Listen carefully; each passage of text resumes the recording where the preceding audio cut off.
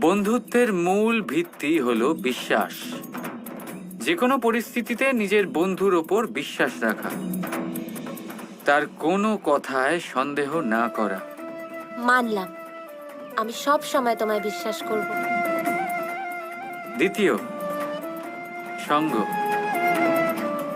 যদি বন্ধু ভুল পথেও চলে, তার ভুল সংশোধন করার চেষ্টা করা, তাকে সঠিক পথে সঞ্চালন করার চেষ্টা করা। বন্ধুত্বে যে কোনো কারণে বন্ধুর থেকে মুখ ফেরাতে নেই রাধা। মানলাম কৃষ্ণ, সব পরিস্থিতিতে তোমার সাথে থাকবো। তৃতীয়, বন্ধু যখনই ডাকবে, যখনই তার দরকার পড়বে, দিন হোক বা রাত, ঝড় হোক বা বৃষ্টি আসুক, আসতে হবে।